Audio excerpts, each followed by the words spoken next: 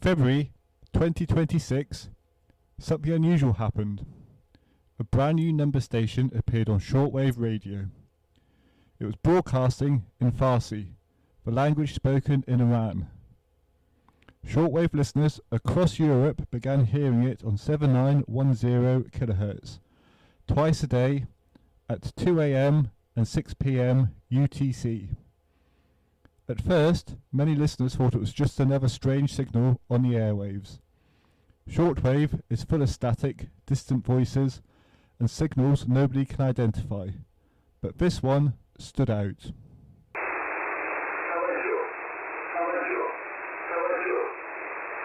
Every transmission began the same way. A man's voice would say "attention" in Farsi, repeated several times, followed by strings of numbers. Just numbers, no context, no explanation. The sequences could be repeated, grouped, or read individually, lasting anywhere from a few minutes to over an hour. For listeners, it was hypnotic and mysterious, a Cold War echo in the modern age, delivered in a language familiar to Iran but nearly unknown elsewhere.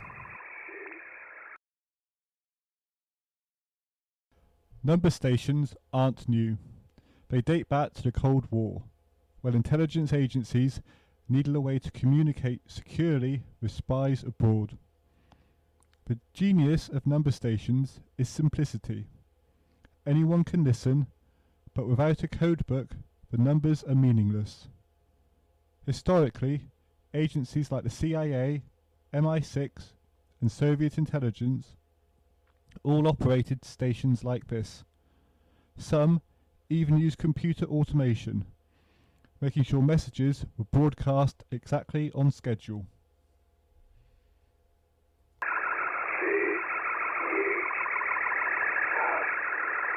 The Iranian number station appeared on February 28, 2026, coinciding with military strikes and rising tensions involving Iran.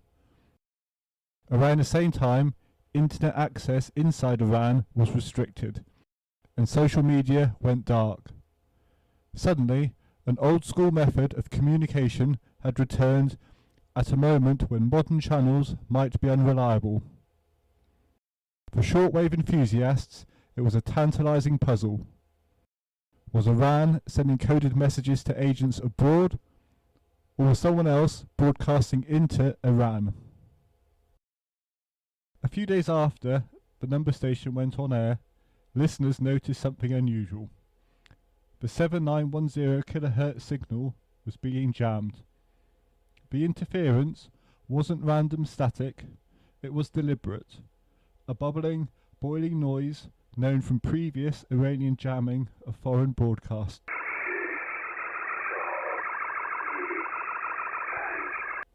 Within days, the station moved slightly down the spectrum to 7842 kHz, likely to evade the jamming.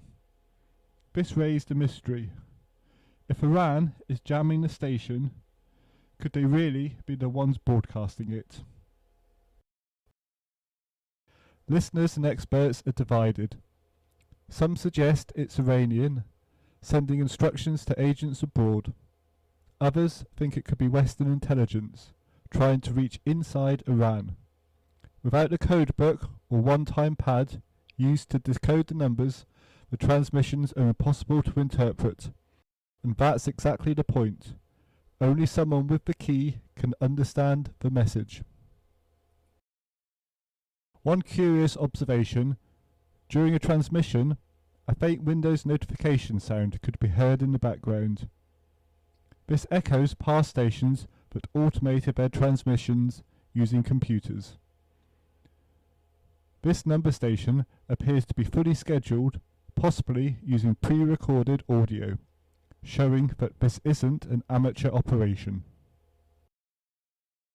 Enthusiasts across Europe started monitoring the number station obsessively. They recorded every transmission, shared frequency changes, tracked jamming, and speculated online. Yet despite all this effort, the true purpose remains a mystery. That's the genius of a number station. Everyone can listen, but only a select few can understand. You might wonder why anyone would use shortwave in 2026, in the age of encrypted messaging and satellites. The answer is reliability. Shortwave is cheap, nearly impossible to shut down entirely, and can reach across continents. Even if the internet is out, a shortwave broadcast can reach thousands of miles. So what is the Iranian number station really? Is it Iran communicating with agents abroad, or Western intelligence sending messages into Iran? Maybe it's something else entirely.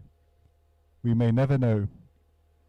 All we have are the numbers, the voice, the scheduled transmissions, the jamming, and the mystery.